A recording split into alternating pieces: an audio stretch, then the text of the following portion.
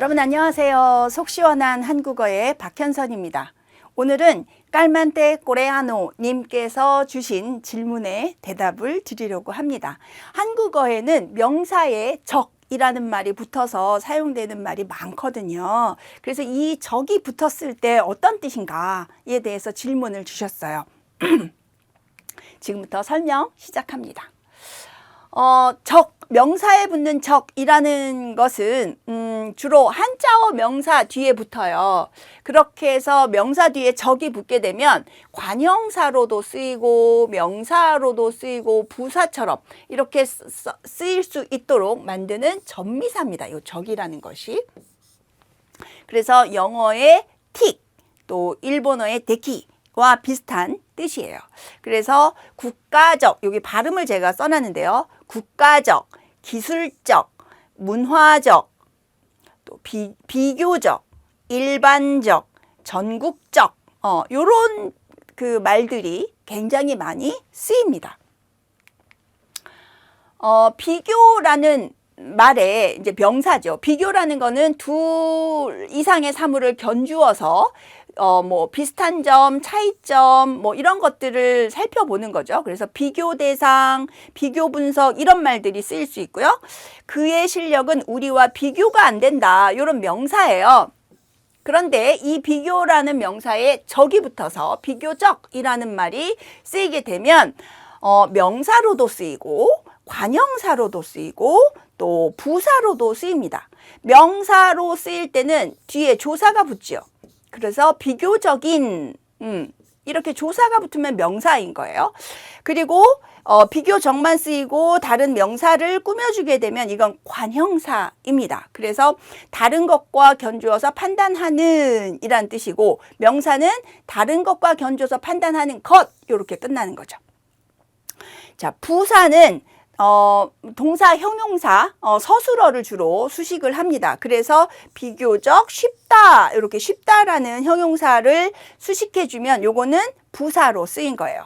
그래서 일정한 수준이나 보통 정도보다 꽤 뭐 이런 표현을 쓸 때 비교적이라는 말을 사용하게 됩니다. 그래서 앞에 한자어로 된 다른 명사들이 많이 나올 수 있지만 예를 들어서 지금 비교라는 명사에 적이 붙었을 때 어떻게 쓰이는지 구체적인 예를 들어서 설명을 드렸어요. 우선 하나하나 좀 볼게요. 관형사로 파생되는 것이 가장 일반적인 쓰임인데요. 한자어 명사에 적이 붙어서 관형사 역할을 할 때, 이때는 이제 명사를 꾸며주는 거죠.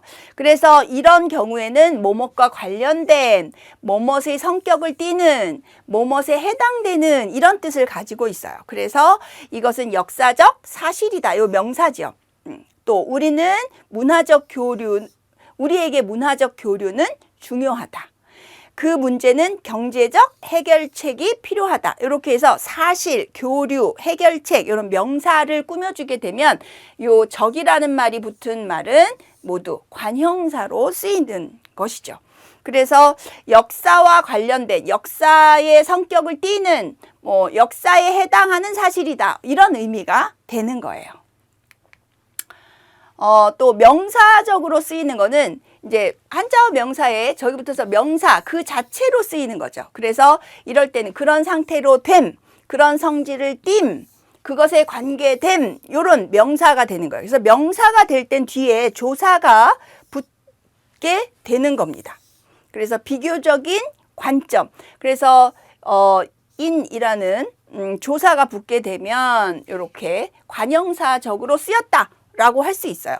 그래서 비교하는 관점 전체, 국가 전체, 나라 전체라는 의미의 명사가 되는 거죠. 또 부사적으로 쓰일 때는 의로라는 조사와 결합되는 경우가 많아요. 그래서 뭐뭇에 관련된 방식으로, 뭐뭐의 측면에서 이런 의미가 부사적으로 쓰일 때 있는 겁니다. 그래서 개인적으로 이 아이디어가 더 좋아요. 그랬을 때 개인의 관점에서, 개인의 입장에서 볼 때라는 말이에요. 또 일반적으로 아침 식사는 중요합니다. 그래서 문장 전체를 지금 수식해 주는 거죠. 이렇게 앞에 반점이 있게 되면 문장 전체를 수식해 주는 경우가 많아요. 그래서 일반적으로 이랬을 때는 일반적인 경우에 일반적인 방식으로 볼 때 이런 의미를 지니게 되는 거예요. 또 시간을 효과적으로 사용해야 한다. 사용해야 한다. 서술어, 사용하다 동사적 의미를 가지고 있는 것을 수식해 주는 것. 또 의로라는 조사가 붙었죠. 이럴 때 부사적으로 쓰이는 거다. 뭐 관형사적으로 쓰인다, 명사적으로 쓰인다, 부사적으로 쓰인다, 이런 것들의 그 구별이 그것 자체가 중요한 건 아니지만 이런 의미라는 것은 우리가 명백히 이해를 할 필요가 있는 것 같아요. 그래서 뭐뭐적인, 뭐뭐적으로, 뭐뭐적이다, 뭐뭐적이면 뭐 이거를 구별해 달라고 요청을 하신 거거든요. 그래서 예문을 가지고 요것들을 구별해 보려고 합니다. 문화적인 이라는 말은 이 붙어서 관형사 차이라는 말을 수식해 주는 말이 되죠. 각국의 식사 예절에 문화적인 차이가 있어요. 이럴 때는 관형사적으로 쓰인 거죠. 또 문화적으로 의로가 붙었으니까 이거 부사로 쓰인 거죠. 우리는 외국 친구의 생활 방식을 문화적으로 존중해야 해요. 이렇게 서술어를 수식해 주는 부사의 역할을 하는 말입니다. 또 문화적이면, 이면이라는 것은 가정, 조건을 나타내는 말이잖아요. 이 행사가 좀 더 문화적이면 좋을 텐데 아쉽네요. 문화적이면 좋겠다. 이것도 이제 부사적이라고 얘기할 수 있겠죠.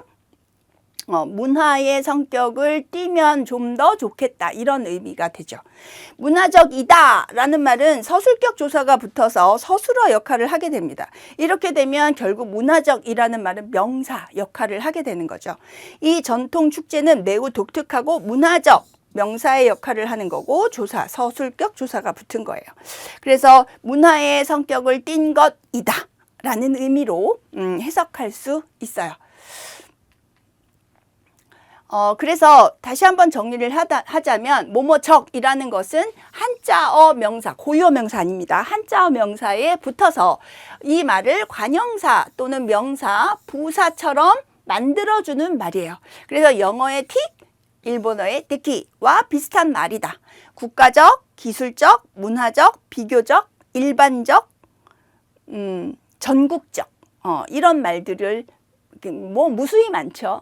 저는 이제 많이 쓰이는 거 몇 가지만 예를 들어서 말씀을 드린 거예요.